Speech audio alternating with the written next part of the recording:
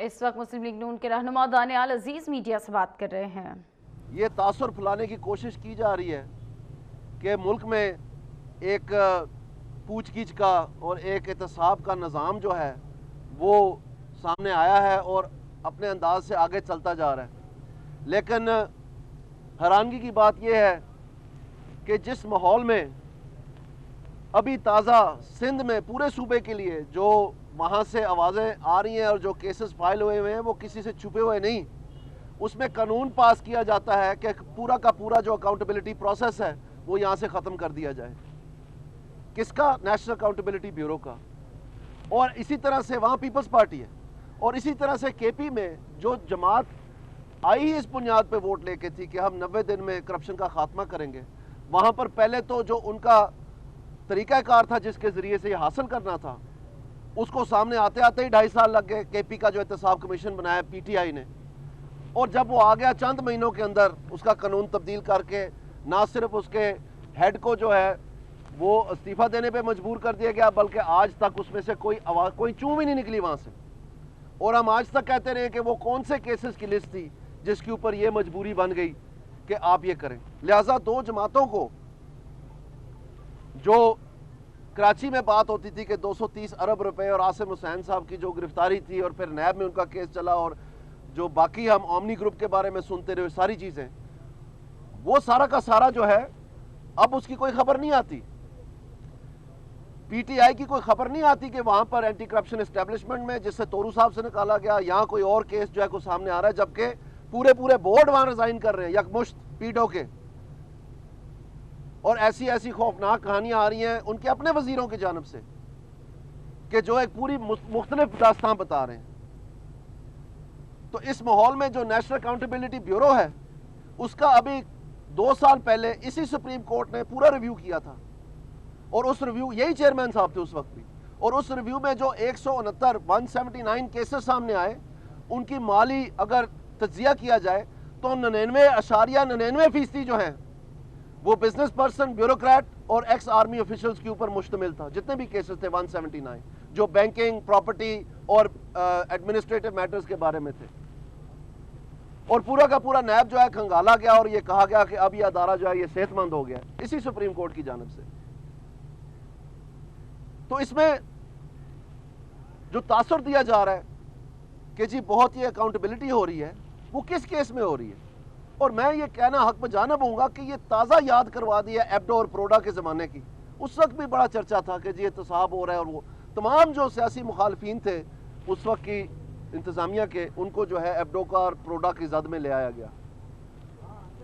और उसके बाद जब अयूब खान हटे और याया खान आया, साथ ही उन्होंने 303 की करप्शन की लिस्ट दी और उसमें कोई एक सियासतदान भी नहीं था और वो लोग निकाल दिए। और भुट्टो ने आते साथ ही 1294 की लिस्ट दी, उसमें भी कोई सियासतदान नहीं था, सब ये गवर्नमेंट के ऑफिशियल्स थे।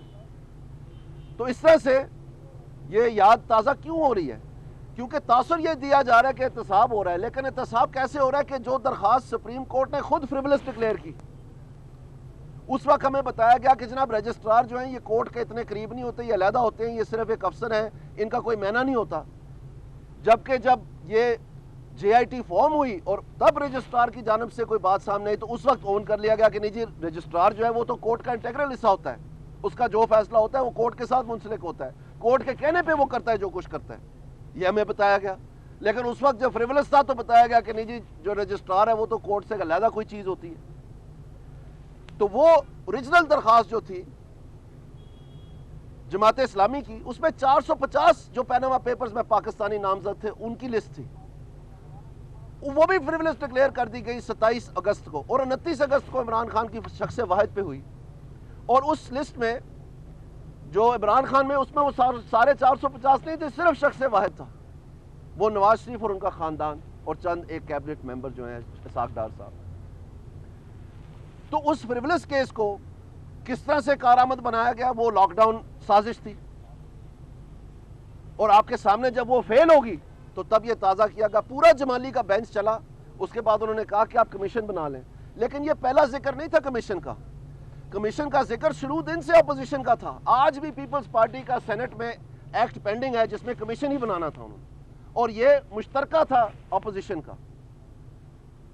आज ही नेशनल असेंबली में भी वो बिल जो है मंजूर शुदा जो गवर्नमेंट ने पेश किया था, जिसमें फोरेंसिक अकाउंटेंट और वो तमाम चीज़ें जो जमाली साहब के पहले खत में बताया गया था अप्रैल में कि इसके बगैर हम ये एहतसाब नहीं कर सकते पनामा पेपर्स के, तमाम फ्रीकैन की जो है उनके कवायद बताए जाए, उनकी जो कंपनीज की ओनरशिप बताई जाए और कानून को जो है उसको दांत दिए जाए, यानी ट्रूथलेस ना हो, उसके बगैर हम ये कार्रवाई नहीं कर सकते। ये उस वक्त की अदालत का काम था, लेकिन वही फ्रिवलस दरखास्त जो है बगैर उस लिस्ट के, बगैर किसी उस कवायद के, वो कारामद कर दिया गया शख्स वाहिद के लिए। तो चर्चा तो बहुत है अकाउंटेबिलिटी का, लेकिन ये वही चर्चा है जो एब्डो और प्रोडा के ज़माने में होता था।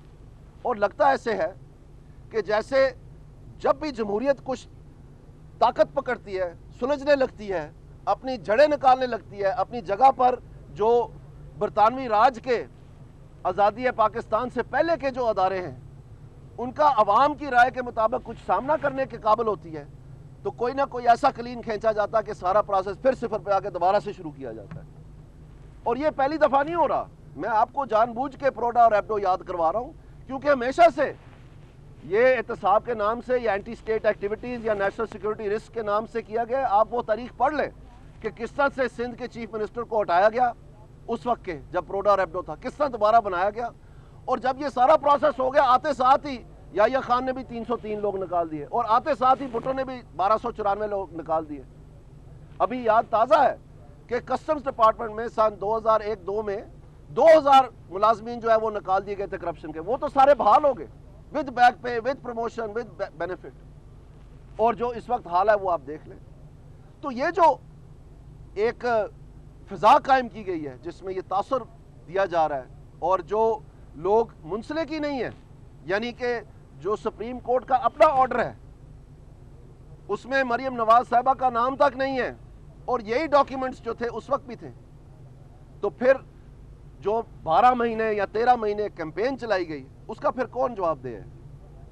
जिस तरह से उनकी शक्ल बस करके दिखाई गई, खौफनाक मौसीकी दिखाई गई, उनके बारे में क्या क्या बातें हुई और आखिरकार वो उनका नाम तक नहीं आया। और अब दोबारा से वही डॉक्यूमेंट्स को ताज़ा करके फिर से वही मामला जो है उसको आगे बढ़ाया जा रहा है।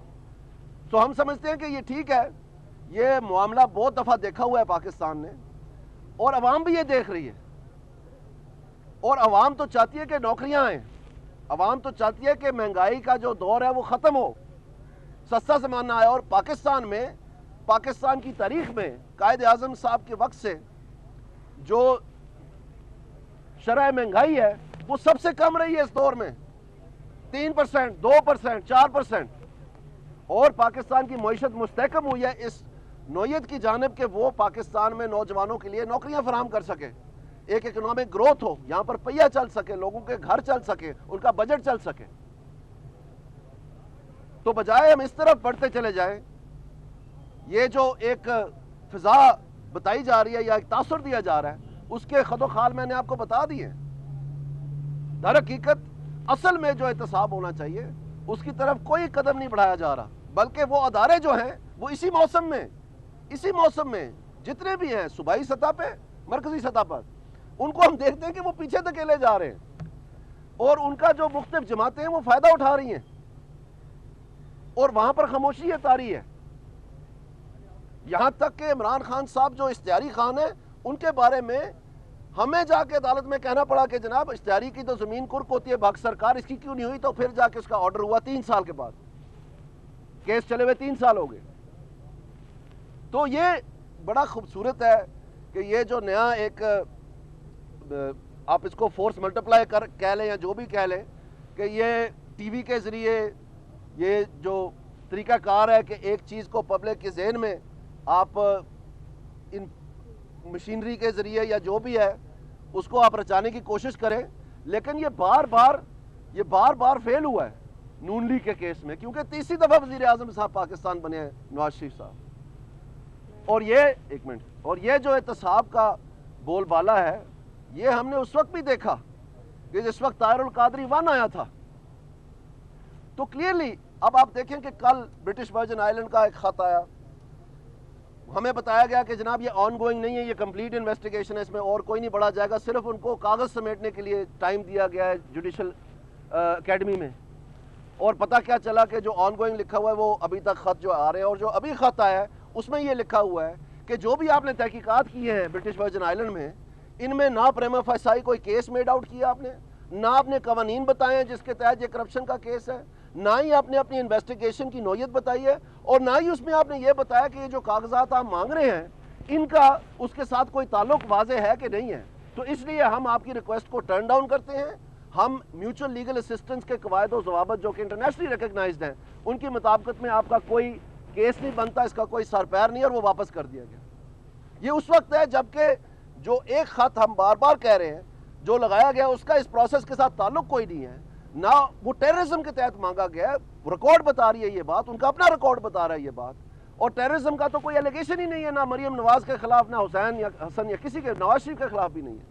तो फिर उस टेररिज्म की मद में जो ये मांगा गया है वो हमारे खिलाफ कैसे इस्तेमाल हो सकता है, और ये काबिल समायत नहीं है, और ये JIT की रिपोर्ट में भी लिखा हुआ है।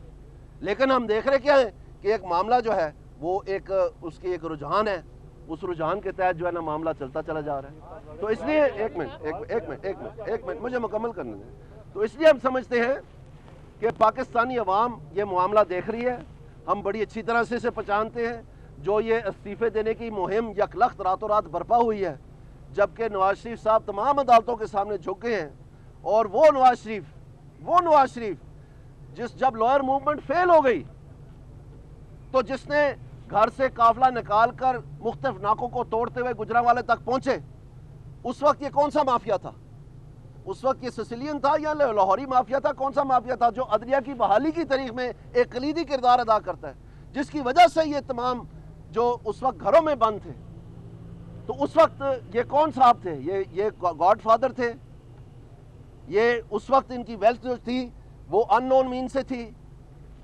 जब इनकी जांच पड़ताल की गई 10 साल के लिए, उससे पहले जब इनकी कई मरतबा जांच पड़ताल की गई, इससे कोई सरोकार नहीं है। सबको पता है कि असल में बात यह है कि ये जो बरतानवी राज के आज़ादी के बाद जो इंतज़ामिया हमें दी गई है, ये इस मुल्क को 70 साल चलाती रही है, और इसकी वजह से जब जमहूरियत अपने पाँव पकड़ती है, यहाँ आइन की मुताबिकत में जो असल मंबा है फैसले करने का, पॉलिसी बनाने का, ताकत पाकिस्तान की अवाम की इस्तेमाल करने का, उनकी राय में वो जब भी अपना रुझान पकड़ता है तो कोई ना कोई नया स्पीड ब्रेकर, कोई नई हैंड ब्रेक बनाई जाती है, मुख्तलिफ तरीक़ों से आज़ाद होती रही है। ये जो है 2017 मॉडल या 2016 मॉडल आप कह सकते हैं। तो हम समझते हैं कि इसमें मेरी मुकम्मल हो लेने प्लीज़। तो हम समझते हैं आपको ये फ्रिवलस, मैंने तो नहीं लिखा ना जी, आपको नहीं पता कौन बना रहा है। ये जो 450 जो लोग थे जमात इस्लामी की दरख्वास्त में, वो जनवरी के महीने में उन्होंने नई दरख्वास्त दाखिल की जिसमें वो सारे ख़त्म कर दिए और सिर्फ नवाज शरीफ पे रखा। ये मैंने तो नहीं किया ना जी, ये किसने किया? जब पहले दिन से बात सारी कमीशन की होती आई है, और जमाली बेंच का पहला ऑर्डर जो है उसमें लिखा हुआ है कि तमाम फ्रीकैन इस पे आमादा है कि कमीशन बनाया जाए, तो वो किस्सा जो है ना किस तरीके से वो JIT में तब्दील हो जाता है, वो मैंने किया था। ये सारी चीज़ें तो हुई है ना। ये जो आपने सारा कुछ सुना कि किस तरह से ये JIT काम करती रही है, खुद इस बेंच ने, इसी बेंच ने इसी JIT के ऊपर खुद इंक्वायरी करवाई, इन्होंने ही ऑर्डर की। तो आप मेरे से पूछ रहे हैं कि जी ये कैसे हुआ है, क्या नहीं? आपको नहीं, आपको एक एक लम्हे का पता है आपको। तो इसमें एक मिनट मायजा बात कर लें। तो इसमें हम समझते हैं कि जो भी फैसला आएगा उसको हम देखेंगे, और जो भी हमारा कानूनी ज़ाब्ता के मुताबिक और जमहूरियत और सियासत के मुताबिक जो हमारा जवाब हुआ हम ज़रूर देंगे। बिस्मिल्लाहिर्रहमानिर्रहीम। देखिए, प्राइम मिनिस्टर नवाज शरीफ ने वेरीफाइड, नोटराइज्ड और ऑथेंटिकेटेड डॉक्यूमेंट्स दिए हैं। यार ये तो कोई तरीका नहीं है। वेरीफाइड, नोटराइज्ड और ऑथेंटिकेटेड डॉक्यूमेंट्स दिए हैं, और हम चाहते हैं कि ये कौम के सामने लाया जाए।